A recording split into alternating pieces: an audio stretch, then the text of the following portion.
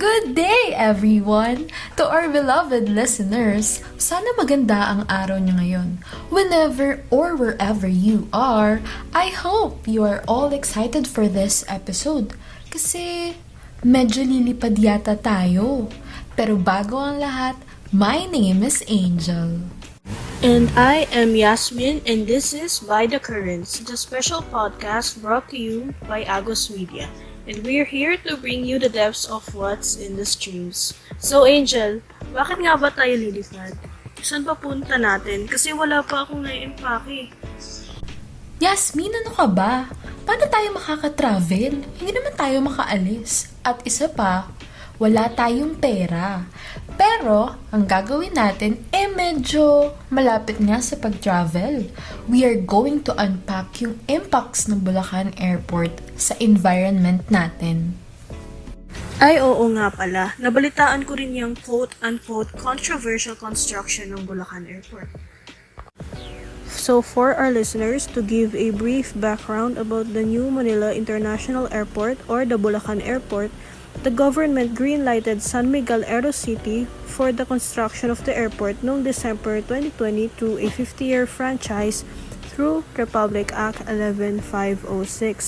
The first phase of the construction started on March 18, 2022, but it was reported this year August na nagkaroon ng delay sa construction. So, na-push back yung operations in 2028. Ngayon, for us to dig deeper and learn more about the Bulacan Airport, we have invited one of the prominent figures who sought environmental protection for the affected Bulacan fisherfolk way back in 2021. She is the Vice President of Oceana and leads their team of campaigners, lawyers, marine scientists, and communication specialists in the Philippines to effect national policies that ensure science-based and sustainable fisheries management, improving enforcement and transparency, protecting marine habitats, and fighting marine pollution.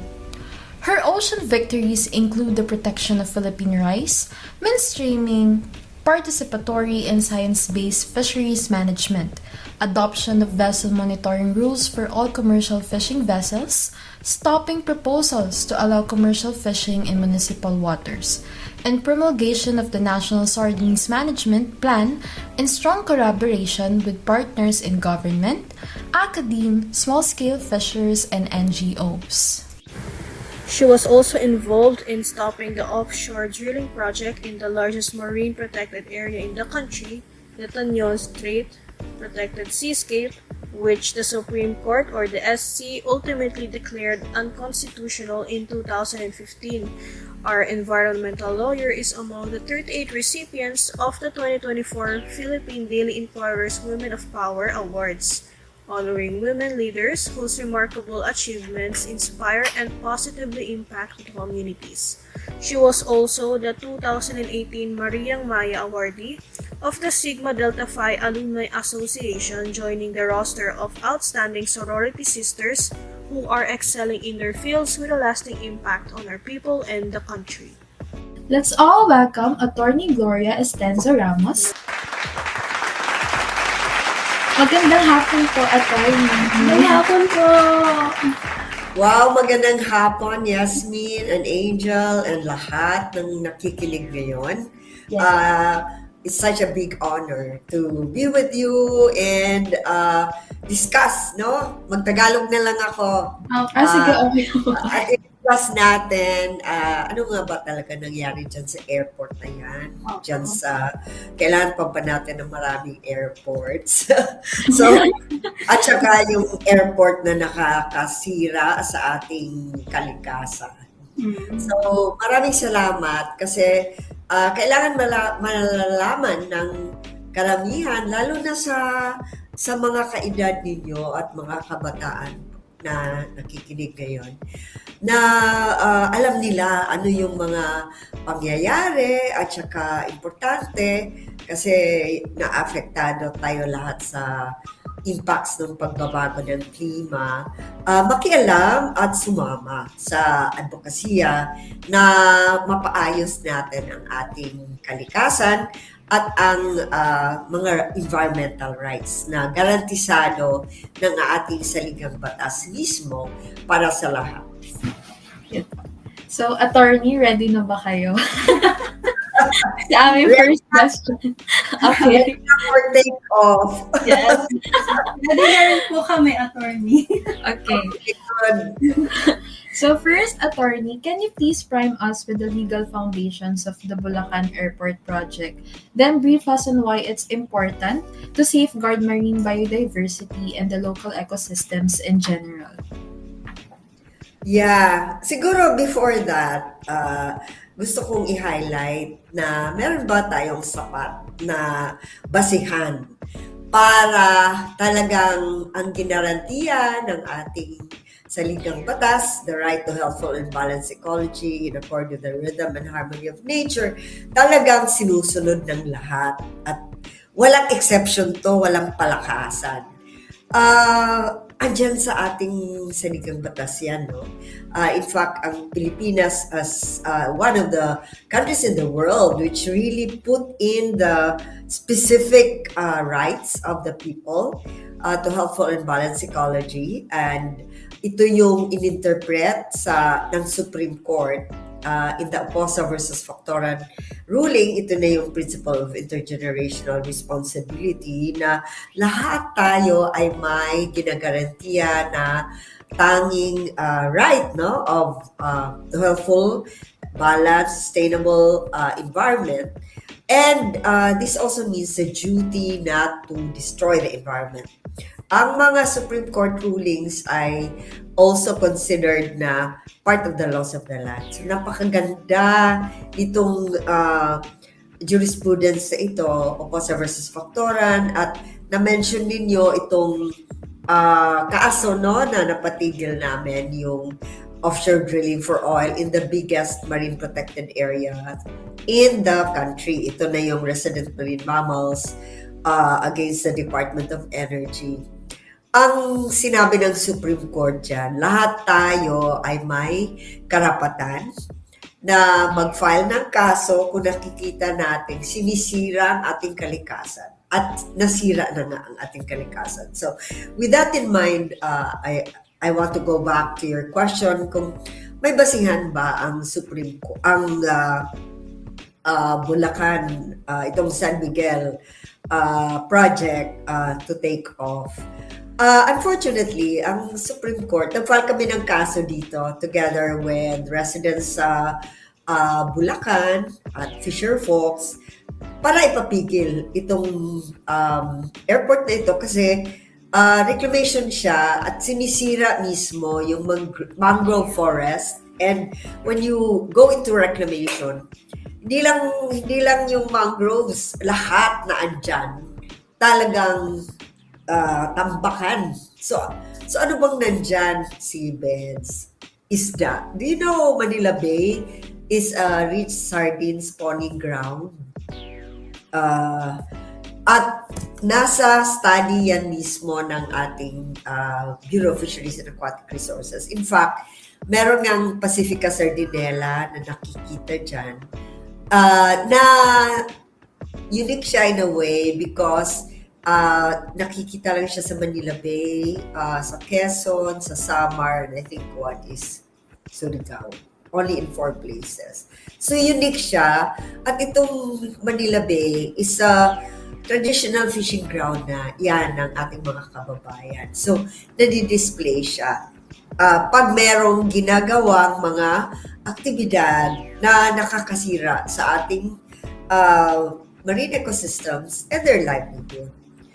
At meron, again, gusto ko lang maintindihan ninyo, itong ating saligang batas, may social justice provision na nagsabi ng ating subsistence fisher folks have the right of preferential access to their fishing grounds. Meaning, dapat hindi sila ma-displace unless papayag sila, di ba?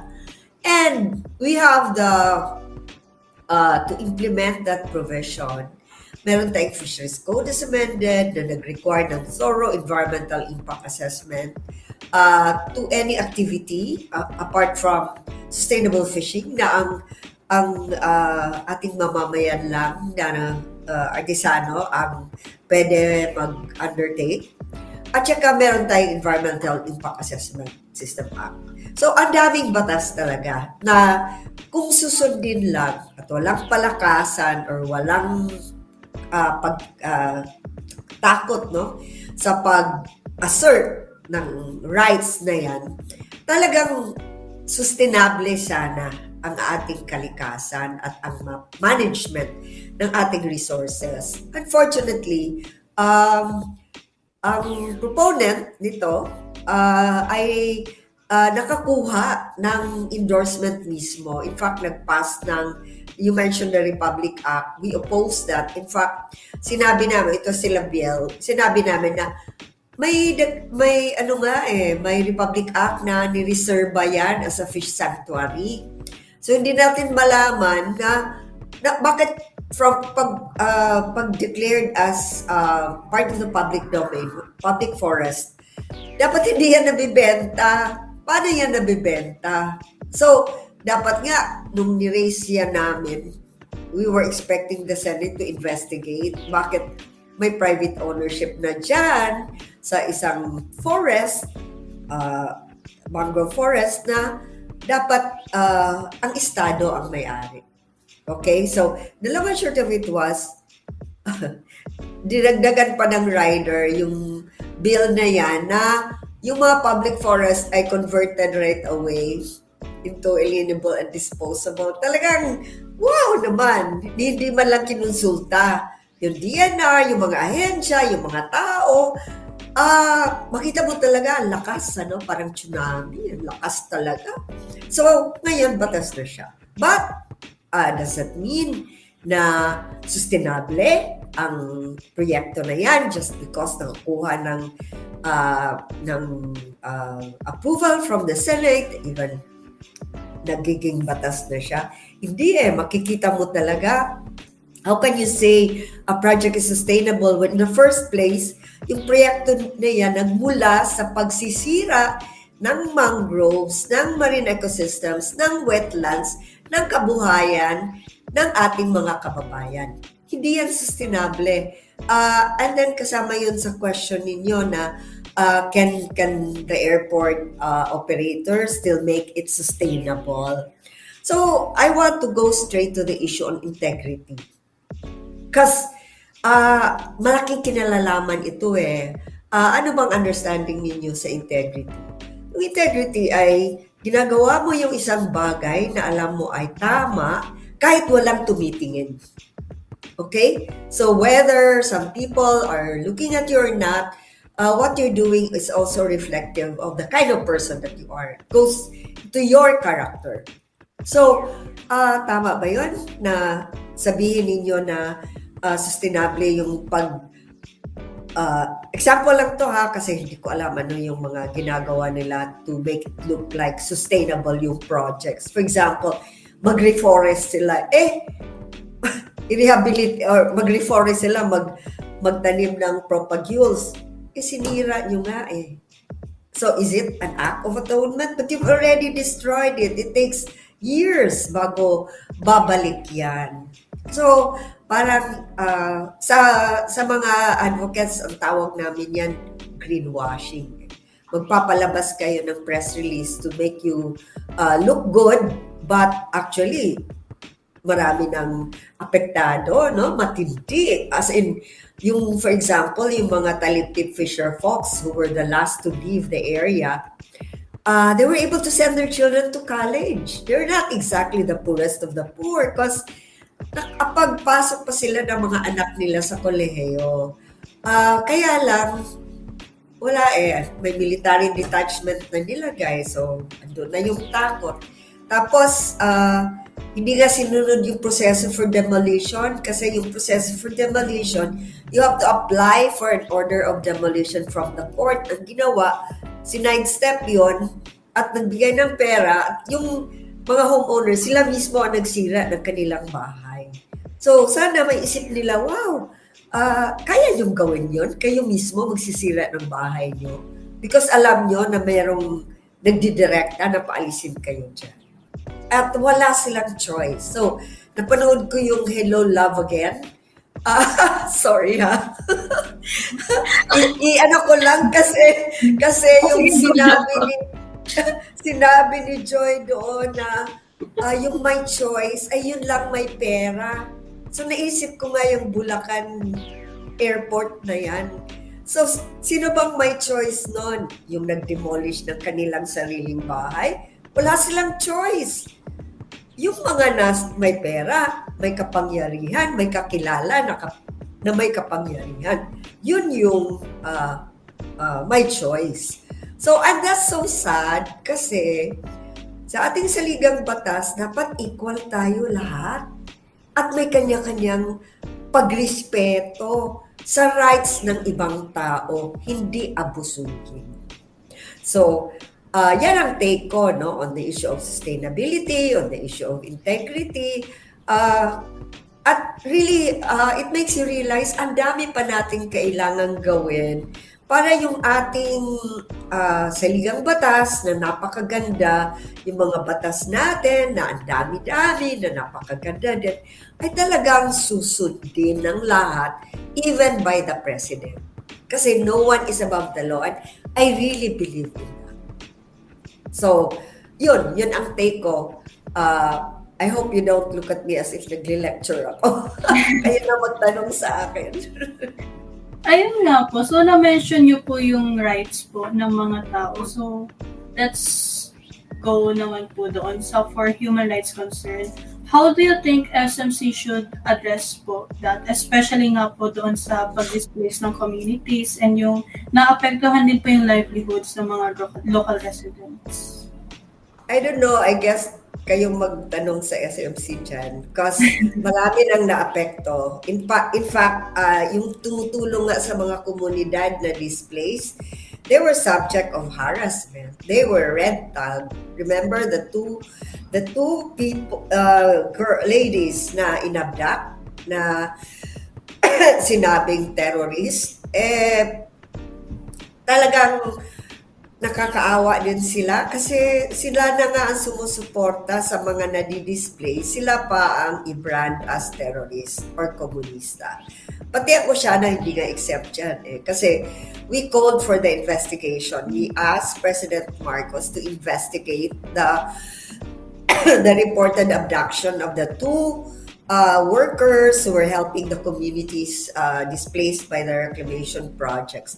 Sinama din kami sa ano na yan, though it was clarified eventually na hindi daw kami kasama doon. So, that's a threat that advocates are facing in the country. So, hindi lang yung komunidad, but even the defenders of those people and of the environment are themselves put at risk. So, kaya gusto ko, tanungin nyo sila, hindi kami. Kasi sila naman ang di ba? Their project triggered the displacement and the destruction of the Manila Bay habitats and wildlife resources. Okay po. So next po, since the airport construction definitely affects the local environment and nearby communities, ito po parang sa point of view nyo po, ano po kaya yung dapat gawin ng SMC para po ma-involve po yung local community sa decision-making process and in what ways po? Hindi yan moving forward. On hindsight, dapat nga, advised by their lawyers, sinunod talaga yung public consultation. Na-required yan ng batas. Alam nyo, humingi kami ng kopya ng environmental impact statement. Hindi nga kami binigyan, we're given the runaround by the DNR kasi makita mo doon kung may basihan ba yung kanilang environmental impact statement na sinabmit. So, on this particular situation, even the agencies principally tasked to protect the environment ay hindi natin naaasahan. So, ano ba talagang dapat gawin? Ang ginawa ng mga young scientists, actually, because this puts into talagang a credibility issue already yung pag-conduct ng environmental impact assessment ng gobyerno. Gumawa sila ng People's Environmental Impact Assessment, which is great. It's empowering. Para recorded kung sinunod ba ng mga decision makers, ng project proponents, yung proseso, yung mga safeguards na di-require ng ating mga batas.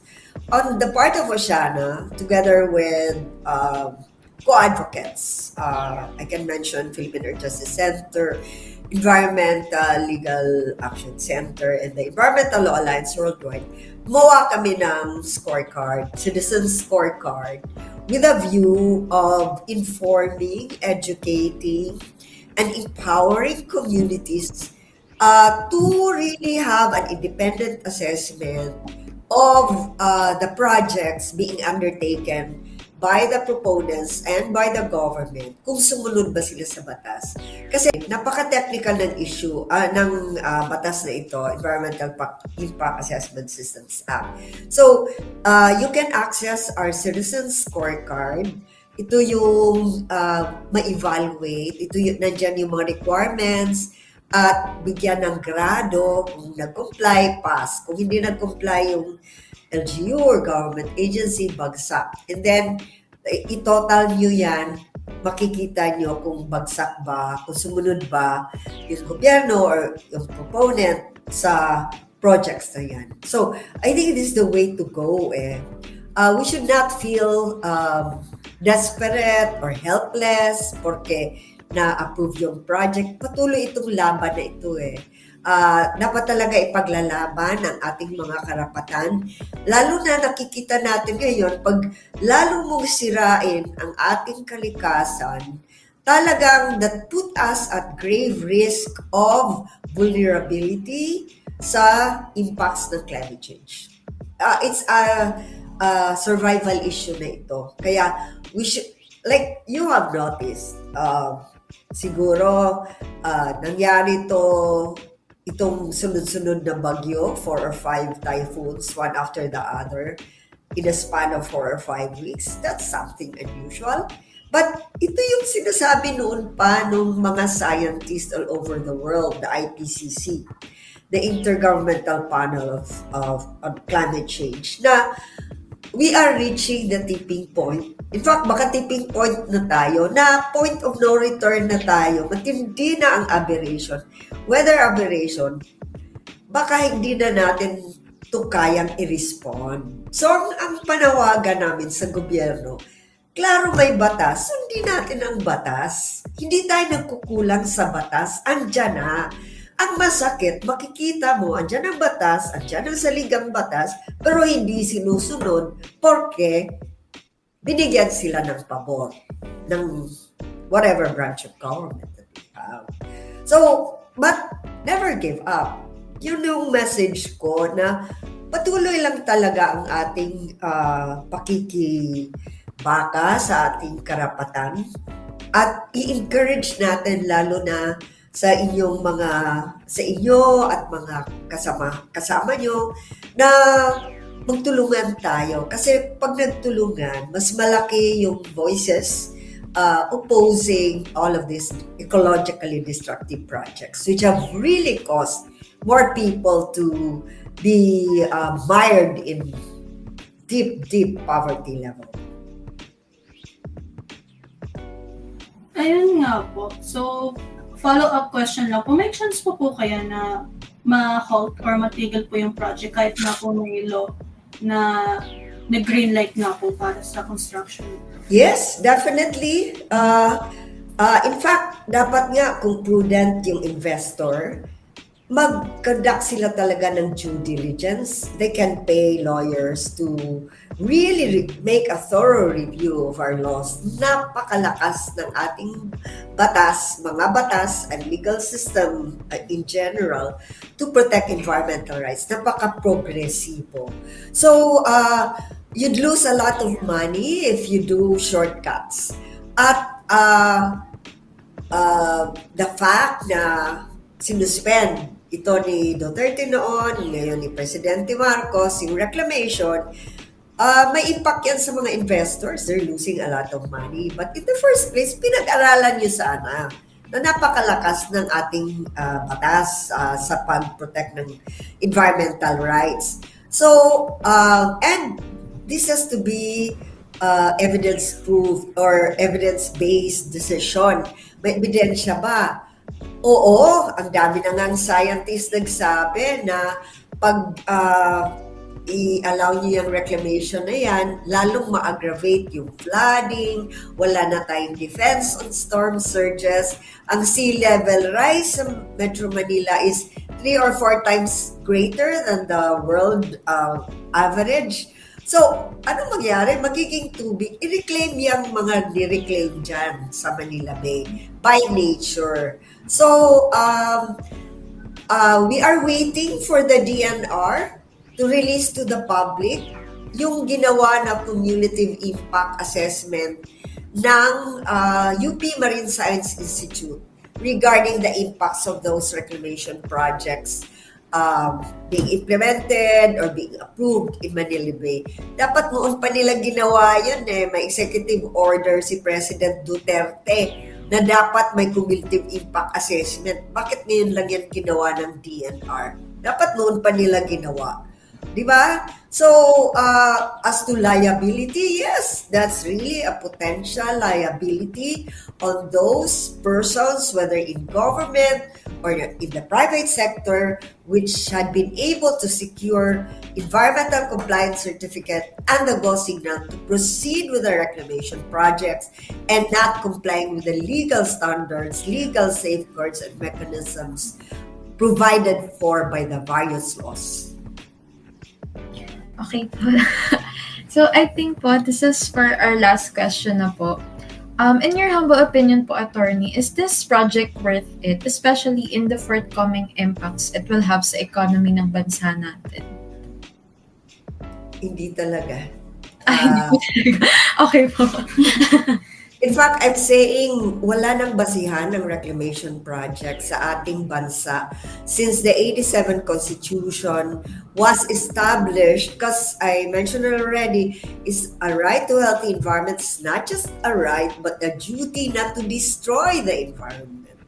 Destruction yan Dapat nga pinakulong yung nagsira ng mangroves because it's a criminal act to kill and destroy mangroves and marine habitats. May batas tayo dyan. So, matindi yung impunity, but we continue. Alam naman natin, tama yung ginagawa natin. So, patuloy lang, and it's always a continuing journey, to enhance knowledge, and whether you're doing the reclamation project or not, I hope talaga kasama tayo na to strengthen the health and resiliency of our ecosystems. Ayan po. So, to sum up na po yung discussion natin, meron po ba kayong final message or thoughts to share po, attorney? Yes, ipagpatuloy nyo yung ginagawa nyo na mas lalong marami ang ma-enlighten. Kailangan talaga natin, amidst all of the greenwashing or yung mga misleading statements, kailangan talaga maintindihan natin bakit kailangan ayusin natin ang ating kalikasan. Ano na nga rehabilitation mo dapat, tapos sisirain pa. So, on behalf of Shana and the people working hard to protect our environment, I want to thank you for doing this initiative with the purpose of enlightening our citizens to be better stewards of our environment. My generation is guilty of being such a bad destroyer of our environment, and we are making atonement for the mistakes of them. Maraming salamat po. Ayun. Thank you po, attorney, for your time and insightful answers. We are very honored to have you as our guest here. Bukod po sa marami kaming naintindihan sa legal side, namulat din kami sa sitwasyon po tungkol sa Bulacan Airport. It's really important to know about these things, lalo na hindi rin gaano po itong nabibigyan ng attention. And then yung media coverage din po, yung flip side ng projects na presented as developments. May mga nalalagay pa rin in expense for that. Tama ka dyan. So, every project nga po, whether gano'ng kalaki, gano'ng kaliit, it's still worth looking in depth. So, thank you so much po, Attorney. And Yes. Maraming salamat. I know you are aspiring to be a really great journalist, and you're on the way to that journey, and you can already make a difference while on that journey. Maraming salamat. so, Thank you po. Again, we are by the currents, bringing you the depths of what's in the streams.